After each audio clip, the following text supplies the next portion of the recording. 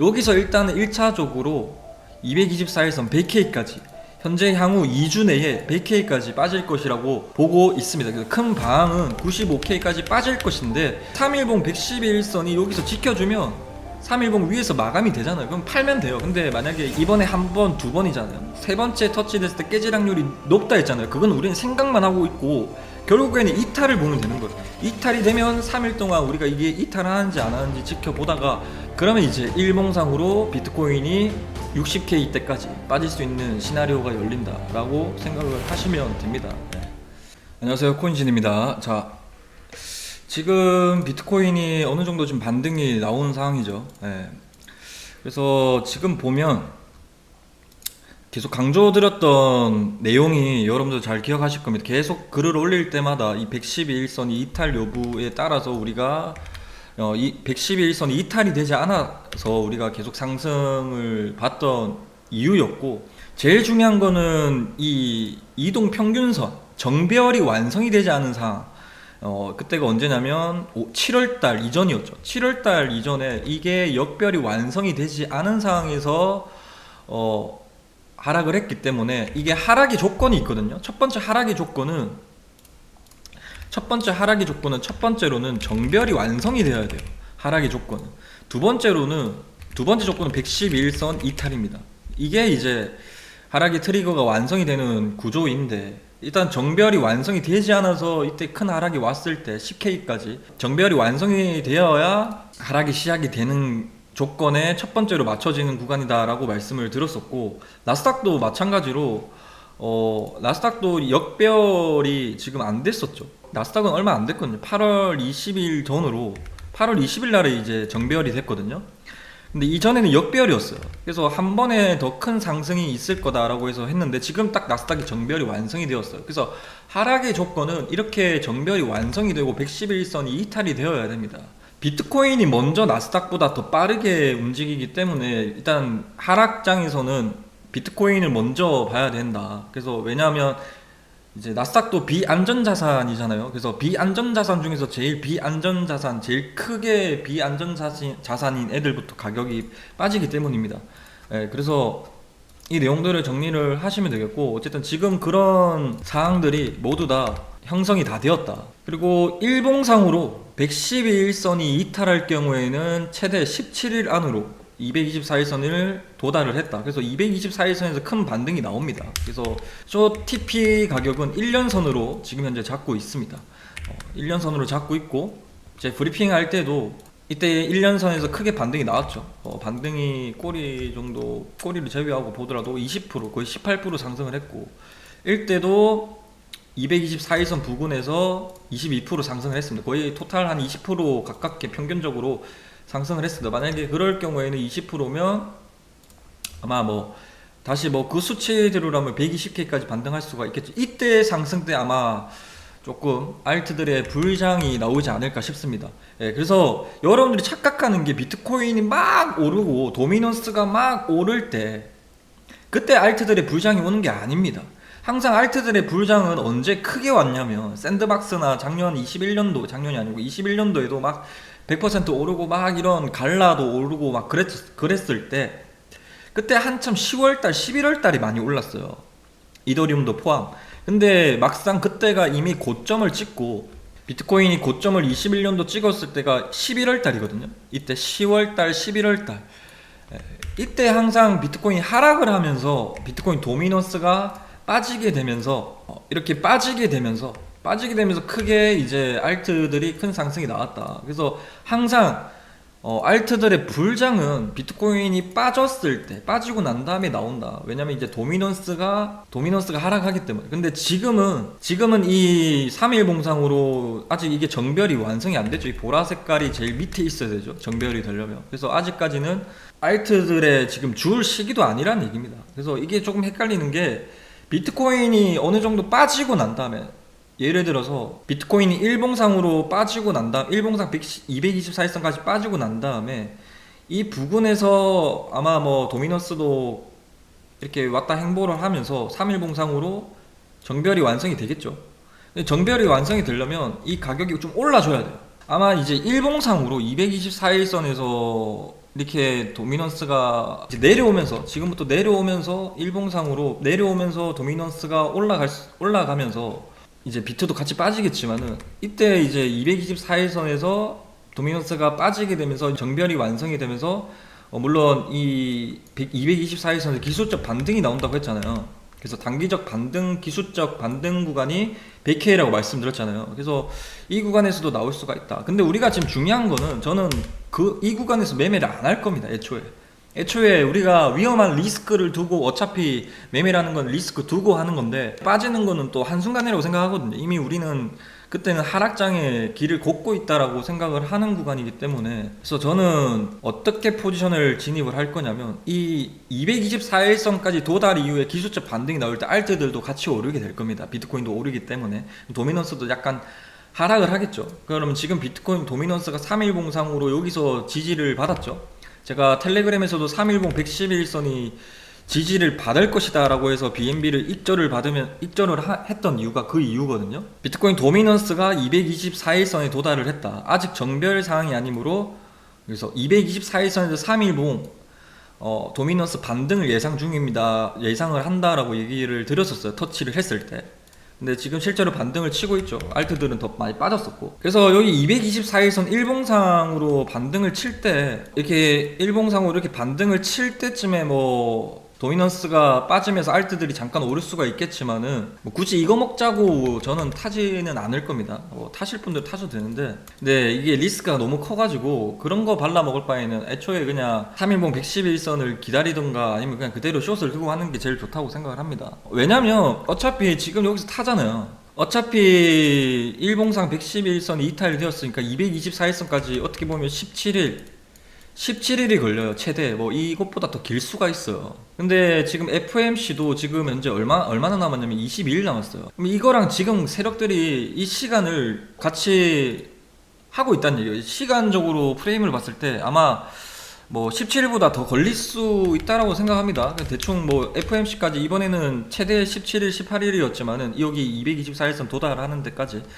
근데 지금 미국 금리 인하의 결정이 22일 남았는데, 그게 이제 미국 시간으로 9월 17일입니다. 그래서 금리 인하에 대한 확률이 85%면 이미 금리 인하는 한다는 얘기인데, 근데 지금 왜 시장이 떨어지고 있냐면, 연내에 금리 인하를 몇 번을 할 것인가에 대한 거에 대해서 지금 많이 얘기를 하고 있어서, 이번에 한 번 하고 이번에 연내에 한 번이다라고 이런 내용들이 많거든요. 그래서 제가 그냥 한번 생각을 해보자면, 좀 쉽게 생각을 해보면 224일선까지 FOMC 전까지 빠집니다. 금리 인하가 시작이 되고 9월 17일 날에 이제 미국 시간으로 금리 인하가 시작되면 여기서 반등이 어느 정도 나왔다가 이런 반등에 빠지지 않을까 싶습니다. 과거에 일봉상 224일선에서 반등이 20% 내지 나왔으니까. 그러면서 CME 갭도 117K가 있으니까 이 갭을 메꾸러 가면서 지금 90K 때도 지금 갭이 있거든요.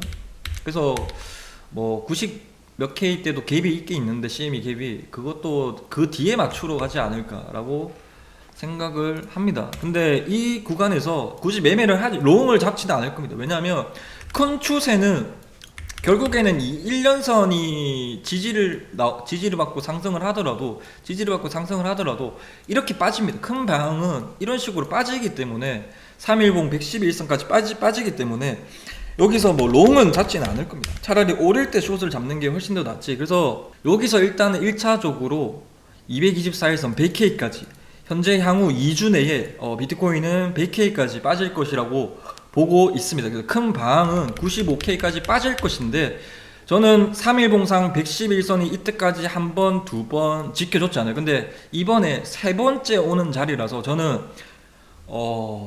차라리 만약에 이 1년선에서 반등이 나올 때 다시 재진입을 할 때 3일봉 111선이 깨진다는 전제하로 두고 갈 겁니다. 그래서 쉬워요. 그냥 3일봉 111선이 여기서 지켜주면 3일봉 위에서 마감이 되잖아요. 그럼 팔면 돼요. 근데 만약에 이전과 제가 금방 시나리오들처럼 이번에 한 번, 두 번이잖아요. 세 번째 터치 됐을 때 깨질 확률이 높다 했잖아요. 그건 우리는 생각만 하고 있고, 결국에는 이탈을 보면 되는 거예요. 이탈이 되면 3일 동안 우리가 이게 이탈하는지 안 하는지 지켜보다가, 그러면 이제 일봉상으로 비트코인이 60K 때까지 빠질 수 있는 시나리오가 열린다라고 생각을 하시면 됩니다. 예.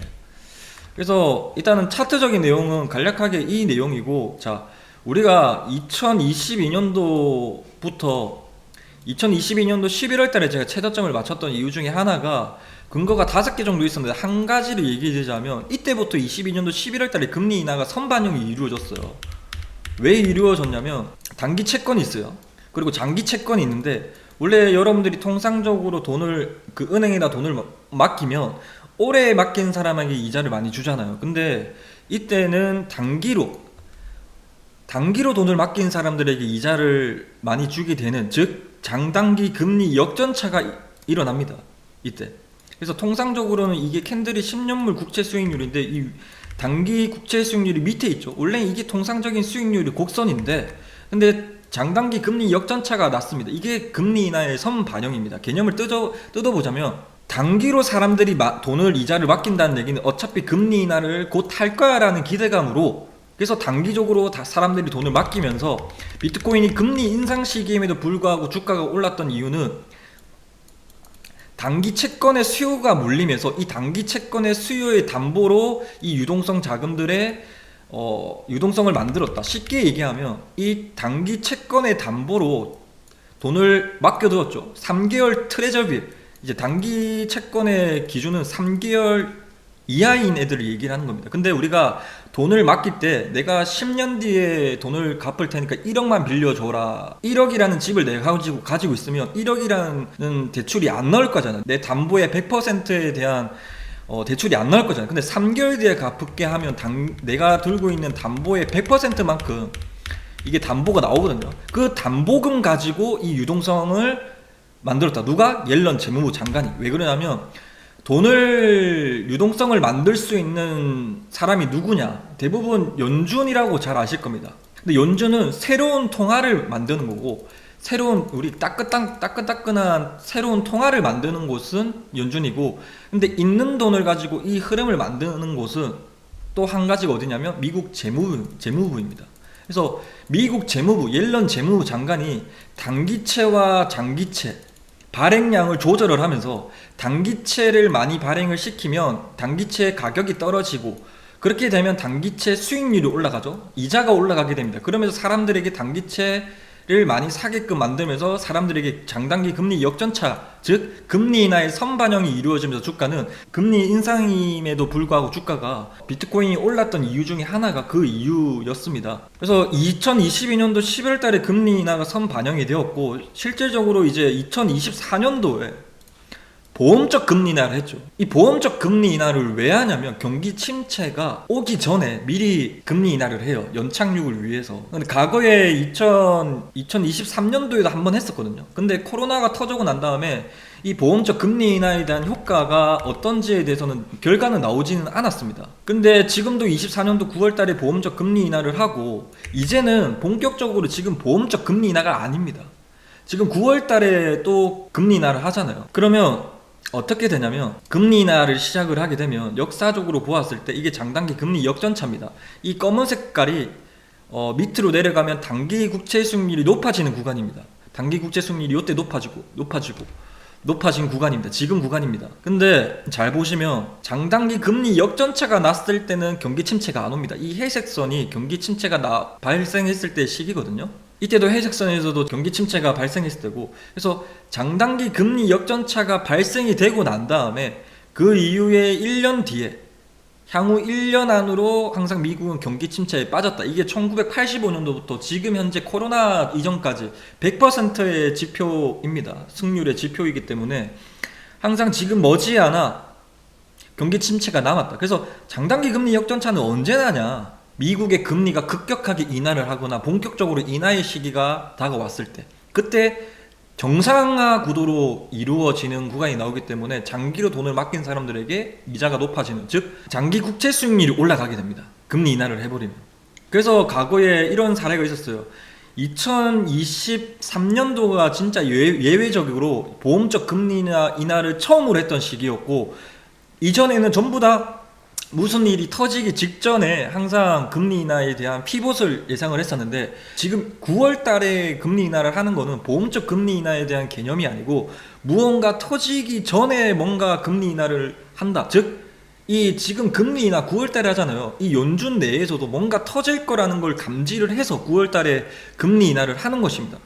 그게 역사적으로 우리가 언제가 고점인지에 대해서 미리 알 수가 있는 내용입니다. 제가 그래서 9월 달에 FOMC가 되었을 때 금리 인하를 하지 않는 게 오히려 9월 달에 사람들이 9월 달에 금리 인하를 하면 주가가 오른다고 해서 지금도 오르고 있지만 솔직하게 이 시장이 계속 쭉 올라가려면 경기 침체가 안 와야 됩니다. 금리 인하를 하는 이유가 뭡니까, 여러분들?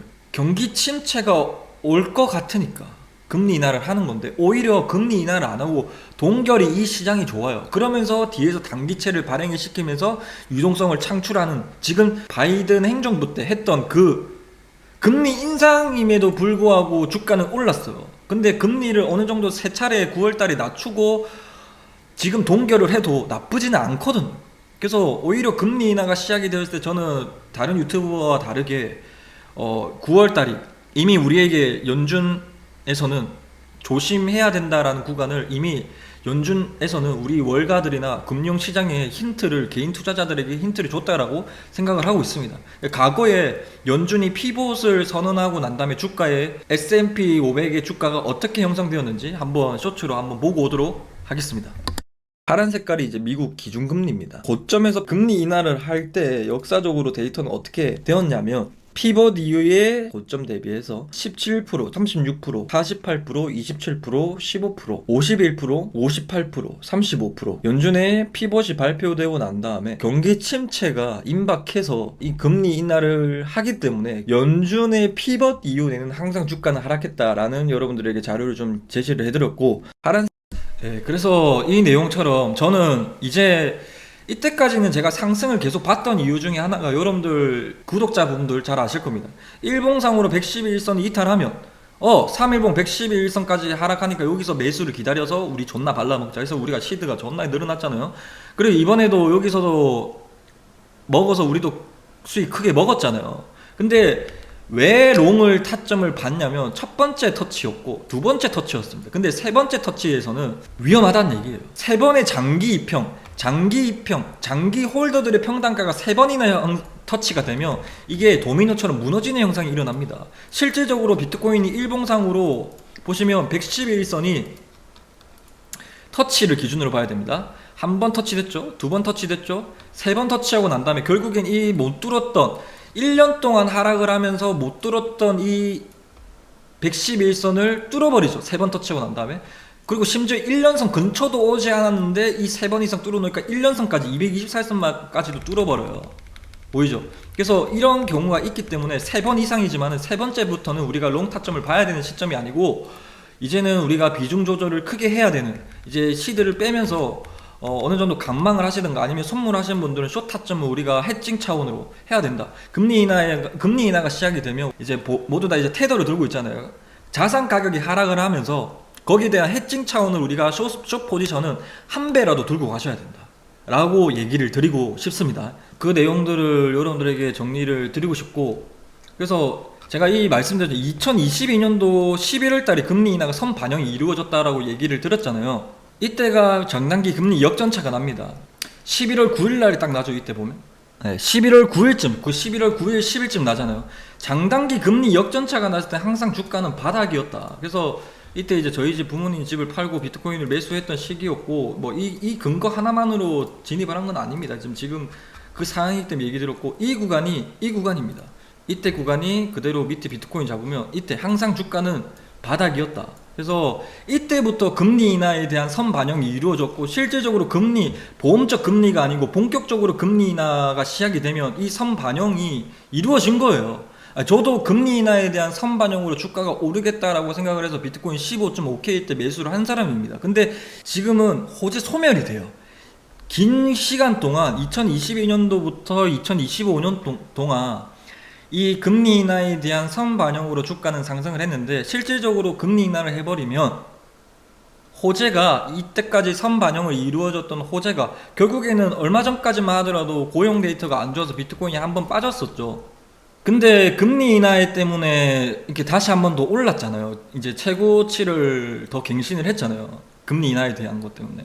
근데 이게 마지막 막바지라고 생각을 합니다. 그래서 이제는 금리 인하가 시작이 되면 일단 금리 인하에 대한 선반영이나 호재들은 소멸이 되면서 사람들이 어디에 포커스를 맞추게 되냐면 경기 침체에 대한 포커스를 맞추게 될 겁니다. 근데 경기 침체에 대한 게 데이터로 나와서 그때 고용 데이터가 안 좋게 나와서 크게 하락을 했잖아요.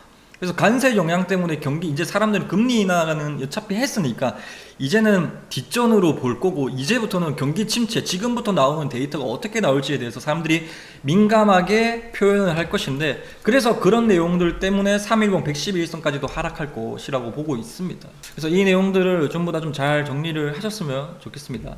그래서 저는 숏을 일부 계속 들고 가면서 숏을 좀 그대로 들고 갈 겁니다. 들고 가면서 일봉상으로 224일선에서 한번 익절을 하고 한번 기술적 반등이 10몇 프로 20% 내지에서 분할 매수를 걸어두고 여기서 이미 한번 먹었기 때문에 지금 여기까지 먹으면 저도 한 10억 정도 먹는 거거든요. 10몇 억을 먹는 건데 11억 정도를 먹는 건데 이미 먹은 상황에서 여기서 숏을 일부를 타잖아요. 그래서 여기까지 장기적으로 발라 먹을 것이다. 그런 포지션을 지금 전략 중에 있습니다. 그래서 3일 봉상으로 또 실제로 3일 봉상으로 또 빠지는지도 한번 체크를, 3일 봉상으로 111선 이 구간이 이탈이 되는지도 한번 보셔야 되죠. 그래서 이 일봉상으로 정리를 하자면 일봉상으로 1년선을 지지를 받고 상승을 할 때 여기서 숏을 한번 익절을 한번 하고 여기서 반등을 줄 때 숏을 타서 3일봉 111선에서 3일봉 111선까지 갔다가 이탈하면 계속 쭉 들고 갈 것이다. 어디까지? 일봉상 896일선까지. 그리고 896일선도 오잖아요. 오고 난 다음에 여기가 깨지면 어디까지냐면 역별까지 하락합니다. 이게 잭팟 터지는 구간입니다. 근데 이제 제 견해로 이전 영상에서 오늘 올려드린 영상에서도 말씀드렸다시피 이전에 한번 역별이 되었으니까 고점을 높였으니까 이번에는 역별이 되지 않을 가능성이 높고 896일선 지지를 받을 가능성이 높다. 왜 그러냐면 한 번 더 얘기 드리자면 이때까지는 장기이평선 111선 뚫고 난 다음에 224일선 뚫고 난 다음에 지지하기는 기가 막히게 박았죠. 제 이평선이 이제 미친 거죠. 말도 안 돼요. 어디가 여기서 죽는 게 아니고 어디서 주워야 되는지 이미 알고 있는 거예요. 여기서 주워라라고 제 유튜브 쇼츠에서도 얘기를 들었었습니다. 그래서 여기서 죽지 말고 여기서 주워라. 항상 장기이평선에서 항상 매수 타점을 잡아라. 그리고 뚫고 난 다음에 여기서 죽지 말고 여기서 주워라. 근데 딱 그렇게 얘기했는데 여기 뚫고 난 다음에 여기서 죽으라 했는데 이때 당시 그렇게 브리핑을 했었습니다. 근데 안 왔거든요. 그래서 이 뚫고 난 다음에 지금 현재 이 896에서 지금의 이 고점의 시작점은 여기입니다. 그러면 이 구간만 지켜주면 이 파동의 시작점이 깨지지 않았으니까 이 파동은 하락이라 부를 수가 없고 하락은 진짜 말 그대로 이 파동이 깨졌다라는 얘기잖아요. 그 기준이 여기입니다. 근데 여기까지 하락하는 거는 조정이에요. 그러니까 일부 사람들은 이해가 안 될 수가 있어요. 여기까지 상승하고 난 다음에 40% 50% 빠지는데 이게 조정이냐? 조정입니다. 네. 이때도 한번 볼까요? 여러분들이 제 유튜브 500명 시절 때 여기가 최저점이다 라고 얘기를 했을 때도 못 버틴 이유가 봐요. 장기 평선을 뚫어주고 여기까지 상승을 했죠. 이때 가격이 111선 기준으로 딱 뚫어주고 난 다음에 26% 상승을 해요. 그 다음에 어디까지 하냐면 22% 하락을 해요. 이거 조정이라 할 수 있나요? 일반적인 1차원적으로 생각해보면 아니죠. 여기를 뚫고 난 다음에 실제로 주가가 13% 상승을 했습니다. 근데 13%에서 16% 하락했어요. 이 조정인가요? 조정 아니에요, 사실상. 근데 저는 가격을 보지 않고 이 이동 평균선, 세력들만이 뚫을 수 있는 구간, 그리고 지켜주는 것도 세력들만이 할 수 있는 영역이거든요. 그래서 이런 구간에 대해서 볼 수가 있고, 여기서 이 기준이 금방 여기서 타점을 잡으려고 했던 이유 중에 하나가 여기서 세력들이 팔았냐 안 팔았냐가 문제잖아요. 재매집을 위한 하락인지 조정인지 아니면 진짜 크게 한 번 더 위에서 여기서 다 팔고 더 싼 가격에서 주우려고 하는 건지에 대해서는 그건 아무도 몰라요. 여기서 세력들이 팔았는지 안 팔았는지. 근데 이 뚫은 거는, 이 896일선 뚫은 거는 세력들만이 할 수 있는 영역입니다. 그럼 세력들의 평단가였거든요. 그래서 이게 세력들 평단가이기 때문에 여기가 이탈이 되면 세력들이 여기서 팔았구나라고 생각을 하면서 역별까지 하락을 하는 거고, 여기서 지지를 받으면 세력들이 재매집을 하기 위해서 일부 물량은 여기서 어느 정도 팔았겠지만은 다 팔지는 않았구나. 100% 매도를 하지 않고 어느 정도 여기서 일부 차익을 들고 평단가를 한 번 더 낮추면서 이런 식으로 가는 무빙을 하는구나. 그래서 이게 제 기법상 어떤 거냐면, 일봉상 111선이 이탈이 되면, 조금 더 디테일하게 얘기해 드릴게요. 일봉상 111선이 이탈이 되면 무조건 3일봉 111선까지 오는 게 아니고 단계가 있어요. 일봉상으로 고점을 찍고 난 다음에 896일선을 갖다 대요. 갖다 대면 이때를 찍고 항상 0.5 피보나치만큼 0.5 피보나치에서 반등이 나와요. 과거 여기서도 올해도 그랬고 작년에도 여기에 고점을 찍고 시작점을 딱 찍어요. 그러면 0.5 피보나치 딱 이 구간에서 꼬리를 달면서 위에서 다 마감이 중요한 거예요. 꼬리가 중요한 게 아니고 다 마감을 칩니다. 이런 식으로 보이죠? 0.5 피보나치. 근데 이 0.5 피보나치마저 이탈을 하게 되면, 자 이렇게 찍고, 지금 현재 이제 111선 이탈했으니까 좀 딱 찍어 봅시다. 딱 찍으면 어디 구간이냐면 78K 구간입니다. 이 78K 구간이 이전에 지켜줬던 0.5 피보나치랑 똑같은 구간이에요. 세력들이 이거를 노리고 있는 거예요. 이전에 쌍바닥을 찍고 올라갈 것이다 라고 사람들, 개미들에게 이미 세력들은 차트를 다 그리고 난 다음에 어떤 식으로 할지에 대해서 그림이 표착이 된다는 얘기예요. 신기하죠? 이전까지는 이 수치와 0.5 피보나치 수치가 똑같이 나왔습니다. 근데 지금의 단기를 보면 이 고점과 896일선 연결을 해보면 이전에 지켜줬던 78K, 79K 이 구간 있잖아요. 이때도 이 당시에 이 고점과 이 저점을 연결했을 때 0.5 피보나치 이때 구간이었거든요. 근데 지금의 고점을 찍고 하면 이 구간과 쌍바닥 구간이 나와요. 그래서 세력들은, 야 개미들이 이거 쌍바닥이다 하면서 여기서 개미들 태워서 지옥으로 보내는, 그래서 결국에는 0.5 피보나치가 이탈이 되면 일봉상 896일선 이 고점의 시작점에 대한 지지 테스트를 받으러 간다. 이게 제 기법입니다. 그게 제가 22년도에 만들어낸 자료가 있거든요. 그걸 한번 여러분들에게 보여드리도록 하겠습니다. 그래서 이게 세력들의 의도를 여러분들에게 말씀을 드린 겁니다. 이런 식으로 차트를 그리고 있다. 금방 말한 게 이제 0점, 이제 상승이 일어난다고, 엘리엇 파동이 일어나고 난 다음 2파가 어떤 식으로 갈지, 혹은 2파가 아닙니다. 다음 파동이 어떻게 갈지에 대해서 얘기를 하는 거예요. 여기서 고점을 만들고 2파가 어떤 식으로 갈지에 대해서는 여기서 0.5 피보나치를 지켜주면 여기서 다음 파동이 이루어지고, 근데 0.5 피보나치가 깨지면, 중심값이 이탈이 되면 장기 이평선, 이 시작점을 뚫어줬던 구간을 지지를 받고 간다. 근데 작년 같은 여기는 깨져버렸죠. 2022년도에는 여기가 깨지고 나니까 이미 처음에는 지지가 나오고 반등이 나는데 결국 이틀 뒤에 깨져버렸죠. 그러면 이제 역배열까지 하락을 하게 됩니다. 모두가 손해인 구간을 만들고 가는 겁니다.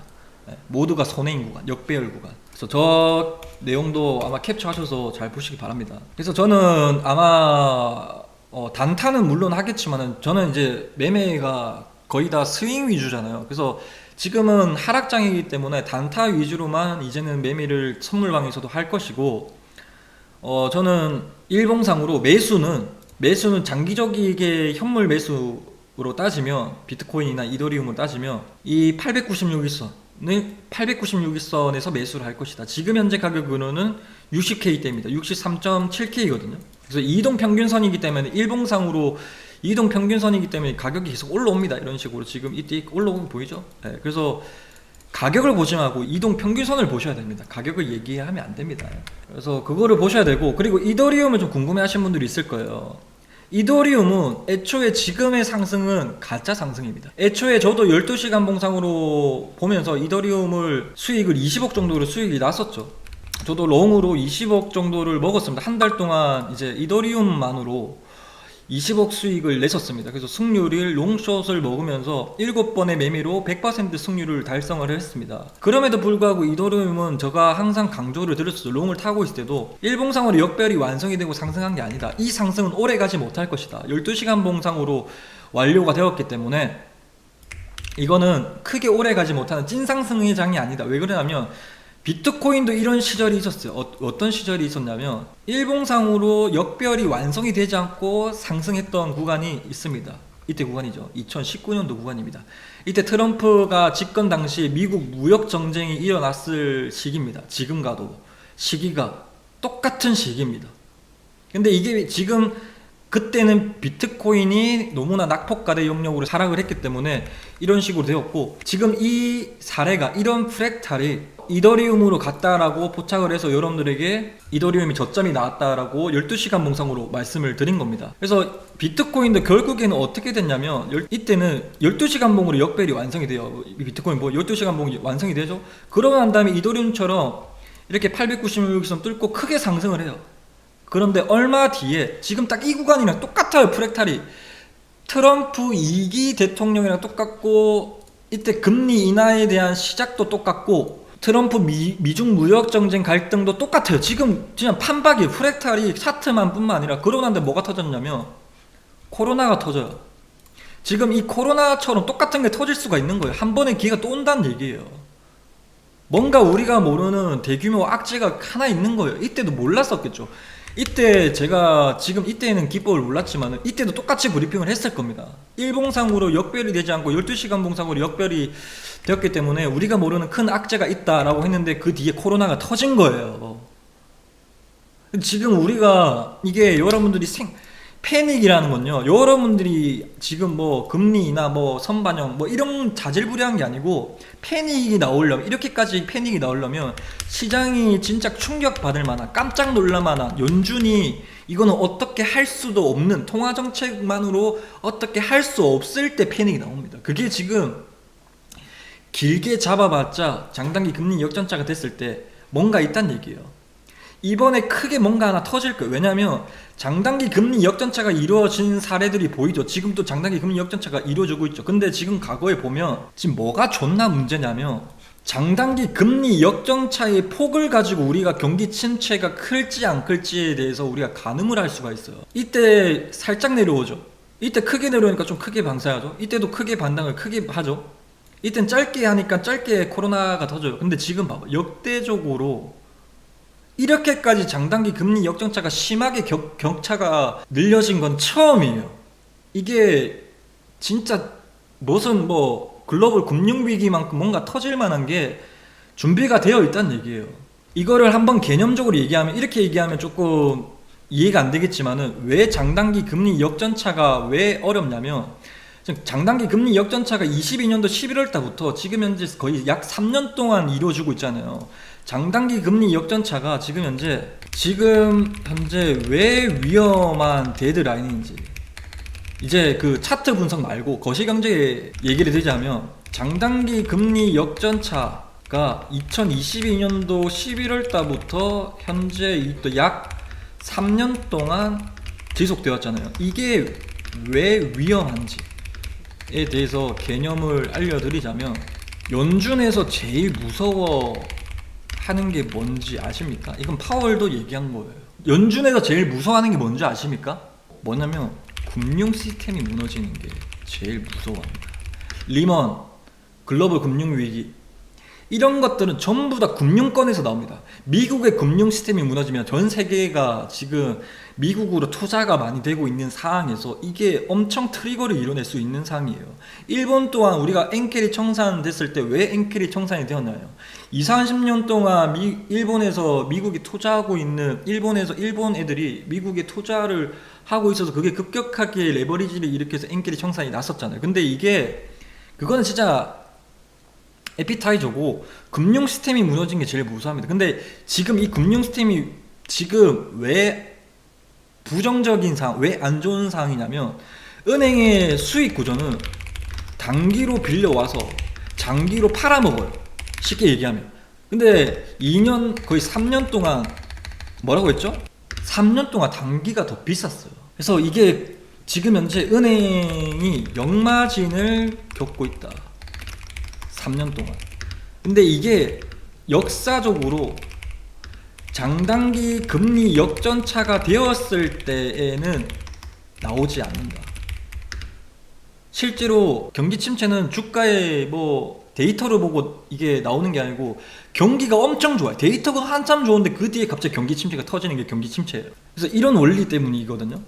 그래서 장단기 금리 역전차가 정상화 되었을 때 경기 침체가 온다. 그래서 이런 식으로 경기 침체가 항상 온 거예요. 장단기 금리 역전차 이후에, 역전 이후에. 이게 100% 승률입니다, 여러분들. 근데 금리 인하를 해버리면 이게 올라가겠죠. 정상화가 되겠죠. 쉽게 말하면 내년 1년 아니니까 내년 9월 10월에 경기 침체가 온다는 얘기예요. 근데 주가는 항상 뭐죠? 선반영합니다. 테슬라가 전기차가 많아지기 전에 이미 주가는 올라가 있겠죠. 전기차가 막 많고 주유소가 없어지고 전기 충전소가 많아질 때는 이미 테슬라는 고점을 찍고 조정을 받고 있을 때입니다. 항상 주가는 그래요. 그래서 내년 9월에서 10월 달에 그 안이에요, 최대 맥스. 근데 이제 그 안에 뭔가 지금부터 뭔가 일이 생길 거라고 예상을 합니다. 예. 그래서 그 다음 사이클 반감기, 이제 그때를 기다려야 된다. 2024년도에 반감기가 시작이 되었어요. 그럼 반감기는 4년마다 이루어지죠. 2028년도입니다. 예. 그럼 2028년도를 위해서 우리가 이때 가격을 주워놔야 되는 거예요. 그리고 지금 이 반감기의 효과 있잖아요. 지금 비트코인은 20년 동안 상승했던 이유가 공급과 수요 때문이에요. 공급 4년마다 공급이 줄어들죠. 희소성. 수요는 많아지죠. 지금 뭐 ETF, 지금 현재 상으로 얘기하면 ETF 기간. 근데 이 공급에 대한 수요는 많아진 건 알 바 없고 공급이 계속 줄어들어야 가치가 어떻다? 올라갑니다. 수요는 알 바 없고 공급이 중요한 지금. 그죠? 제일 중요한 건. 근데 이 공급, 즉 반감기라는 게 있어. 4년 동안 이 비트코인이 채굴을 하면 채굴량이 원래 한 개였다가 그 다음에는 반으로 줄어들어서 반감기. 이게 4년마다 이루어지는데 지금 이 24년도에 반감기가 됐잖아요. 보통 반감기의 효과는 1년 반입니다. 그렇게 되면 딱 이번 연도 10월입니다. 공급에 대한 이거는 역사적 사이클이 그래. 이거는 약간 데이터로 봤을 때 그런 내용입니다. 예. 그래서 이런 것들도 한번 참고해 보시라고 제가 말씀을 들어봤어요. 그래서 이런 내용들을 조금 여러분들이 코리니 분들이 많아서 이미 이런 것들은 고인물들은 금방 얘기한 건 고인물들은 이미 다 아는 내용입니다. 예. 알더라도 기억을 하냐 안 하냐 이게 또 중요한 거기도 하지만 예. 그런 내용입니다. 어쨌든.